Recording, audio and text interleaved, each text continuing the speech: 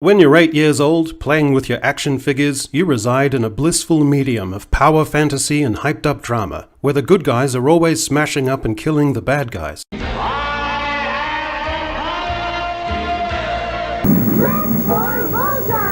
you and me, Ben Kenobi. Then your mum calls you to dinner. You come back later, and everything is reset. Everyone's alive again, and you get to wreck Skeletor and kill Darth Vader all over again.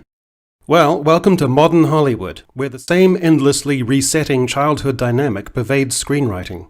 The indulgent reverie of childhood play. The child gets to experience the melodrama of characters dying and then resurrect them without explanation or it being relevant, because the rapidly unfolding moment is more important than logic or continuity. Add to this the existential meaninglessness of multiverses where characters have endless iterations, the audience's love for existing legacy characters, and you get the cavalier indifference to actual sacrifice and loss in contemporary content.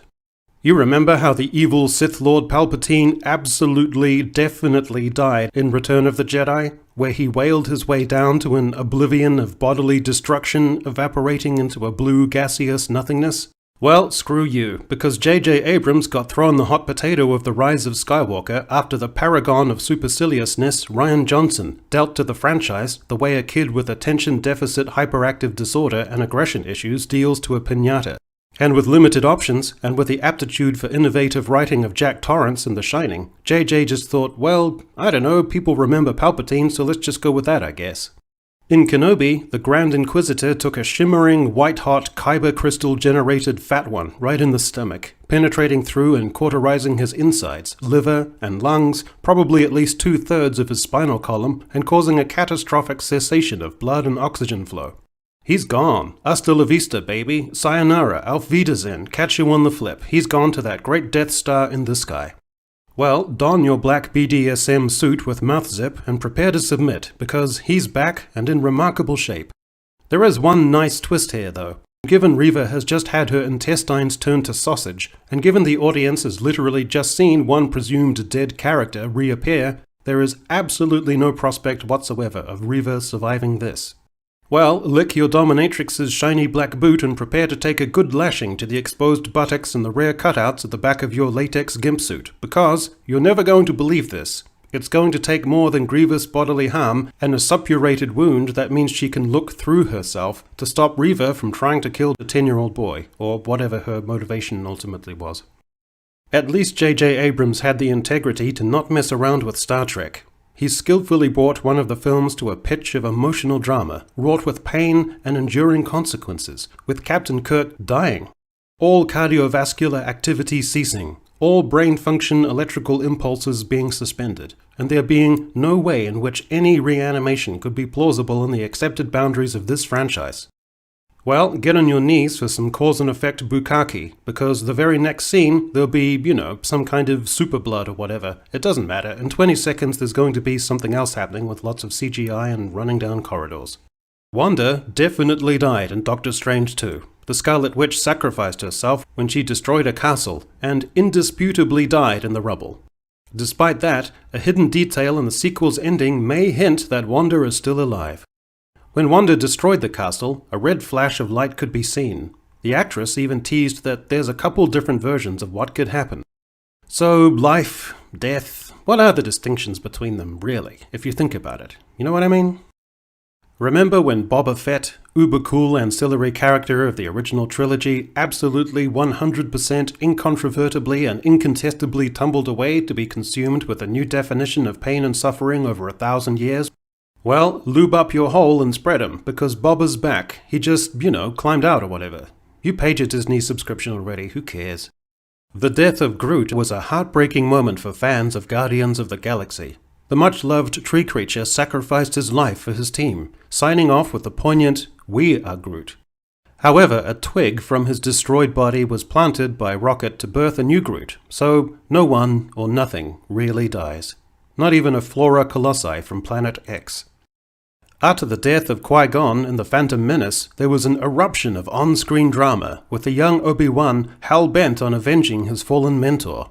This culminated with the ironclad, one-and-done, airtight, clear as day, universally acknowledged, never contested, patently obvious death of Darth Maul, who tumbled away to his demise, followed half a second later by the other half of his severed body.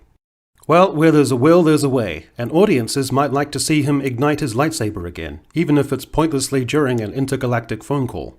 Apparently, Darth Maul survived his injuries by focusing on his hatred of ObiWan Kenobi. His body was dumped amid the refuse of the junk planet Lotho Minor, where the once deadly warrior fell into madness, staying alive in a diet of vermin. Strange that he was able to consume those vermin, given the lower part of his intestinal tract, not to mention his bowels, and arse with which to expel the food were several meters away.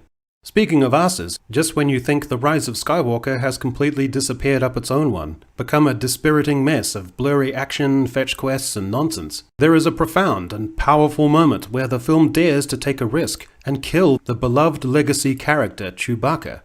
More poignantly, it is Rey who, in the excessive expression of her Force powers, seems to be responsible for the explosion of the carrier ship that Chewbacca is aboard. This is heartrending, but impressive filmmaking.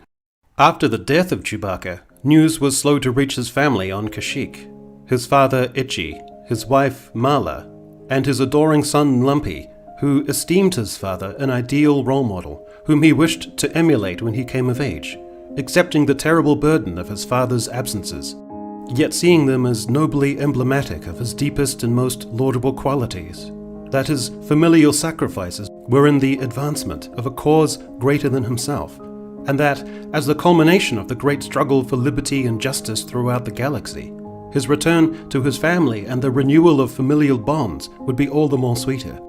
So, for Lumpy to be informed of his father's untimely demise at the hands of an ill-disciplined young Jedi, Lumpy mourned not only the loss of a father, but of his beliefs in higher causes, of destiny, of the nobility of the Jedi, and spiritual appeal of the Force, and any sense that the scales of justice could be righted, or that the arc of the universe bent toward justice.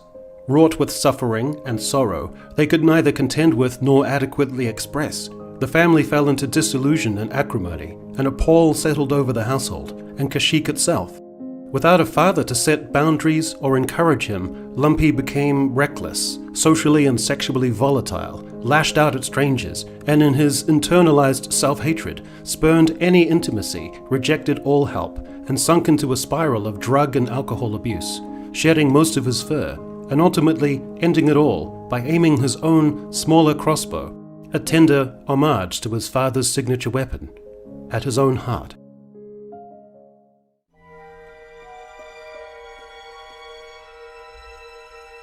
Ugh.